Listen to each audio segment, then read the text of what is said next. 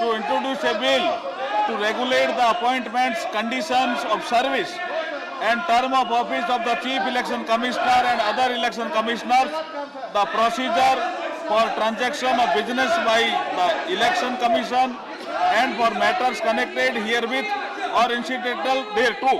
राज्यसभा में एक बार फिर हंगामा बरपा है। वजह यह है कि केंद्र सरकार ने फिर एक बिल पेश किया है।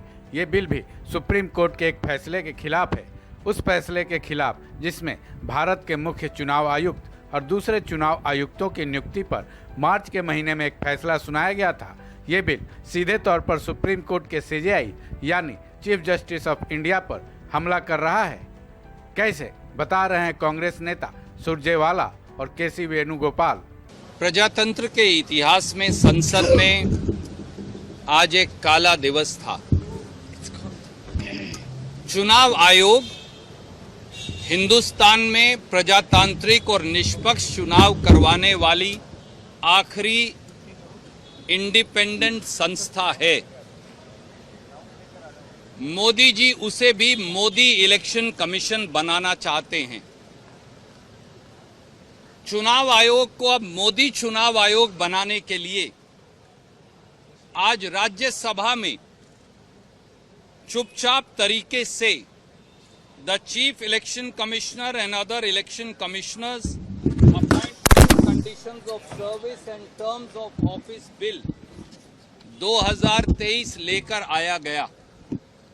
उसका निशाना बड़ा सीधा है।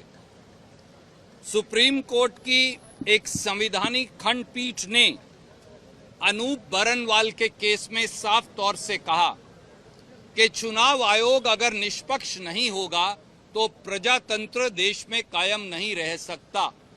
इसलिए मुख्य चुनाव आयुक्त की नियुक्ति के लिए 3 व्यक्तियों का पैनल बनाया गया था, जिसमें हिंदुस्तान की सुप्रीम कोर्ट के मुख्य न्यायाधीश, प्रधानमंत्री और विपक्ष के नेता हों, ताकि एक बैलेंस रहे। आज सुप्रीम कोर्ट की संवैधानिक खंडपीठ की उस जजमेंट को निरस्त करने के लिए राज्यसभा में एक गैर कानूनी कानून इंट्रोड्यूस किया गया। Totally unfair and totally unjustifiable movement from the government of India. This election commission structure has been came into the force in accordance to the Supreme Court's constitutional bench decision. There was one side government prime minister and another side leader of opposition, then Chief Justice of India.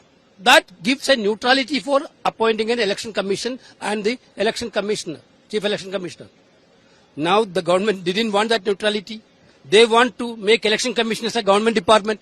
केवल कांग्रेस ने ही नहीं, दिल्ली के CM Arvind Kejriwal ने भी केंद्र सरकार और PM Modi पर निशाना साधा है। अपने ट्वीट पर उन्होंने लिखा है, मैंने पहले ही कहा था, प्रधानमंत्री जी देश के सुप्रीम कोर्ट को नहीं मानते। उनका संदेश साफ है, जो सुप्रीम कोर्ट का आदेश उन्हें पसंद नहीं आएगा वो संसद में कानून लाकर उसे पलट देंगे। अगर पीएम खुलेआम सुप्रीम कोर्ट को नहीं मानते तो ये बेहद खतरनाक स्थिति है। अब देखना ये होगा कि देश के चुनाव आयुक्तों की नियुक्ति को लेकर राज्यसभा में पेश किया गया ये बिल देश की राजनीति में कितना बड़ा बवाल खड़ा करता है। इस खबर में बस इतना ही।